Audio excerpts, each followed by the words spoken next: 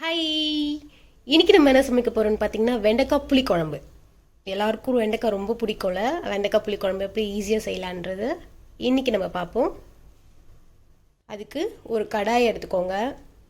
கொஞ்சமாக நல்லெண்ணெய், நீங்கள் கடலெண்ணெய் கூட யூஸ் பண்ணிக்கோங்க. மோஸ்ட்லி கார குழம்புலாம் பண்ணும்போது நீங்கள் நல்லெண்ணெய் யூஸ் பண்ணிக்கிட்டிங்கன்னா இன்னும் கொஞ்சம் நல்லாயிருக்கும் டேஸ்ட்டு. எண்ணெய் காஞ்ச பிறகு நல்லா கழுவி கட் பண்ணி வச்சுருக்கேன் வெண்டைக்காவை சேர்த்துக்கோங்க. சும்மா இந்த காய்க்கு தேவையான அளவுக்கு கொஞ்சமாக சால்ட் சேர்த்துக்கோங்க, காயில் உப்பு இறங்கிறதுக்காக.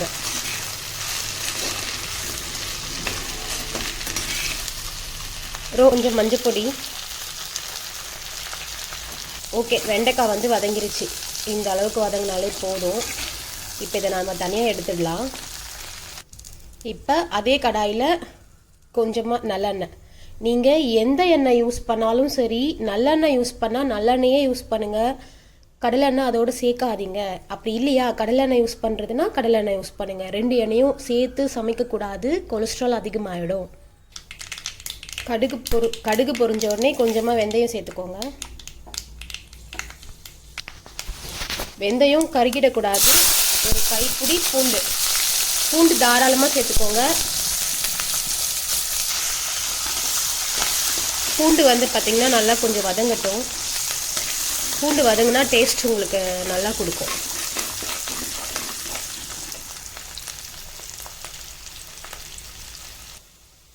பூண்டு நல்லா வதங்கிட்ட பிறகு ஃபைனாக சாப் பண்ண வெங்காயம், பெரிய வெங்காயம் சேர்த்துக்கிறேன். நீங்கள் சின்ன வெங்காயம் இருந்தால் சின்ன வெங்காயம் சேர்த்துக்கோங்க.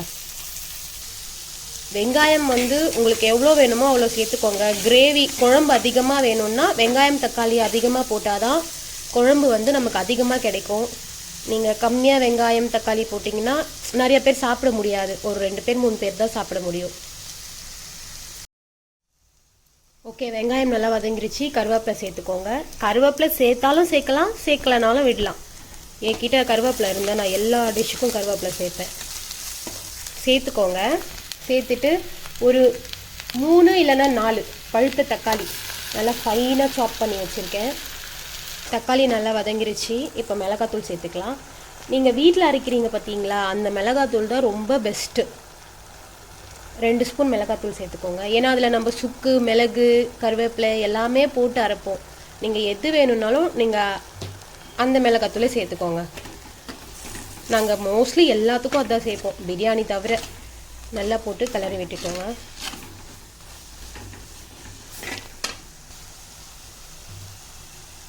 இப்போது நான் நல்லா கரைச்சி வடிகட்டி வச்சுருக்க புளி தண்ணி ஊற்றிக்கிறேன்.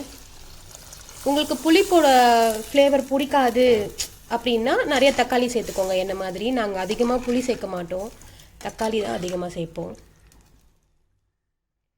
ஓகே, புளிப்பு கரெக்டாக இருக்கான்னு பார்த்துட்டு இன்னும் வேணும்னா உங்களுக்கு தேவையான அளவு புளி ஊற்றிக்கோங்க. அவ்வளவுதான். குழம்பு நல்லா கொதிக்கட்டும். குழம்பு நல்லா கொதிச்சிருச்சு.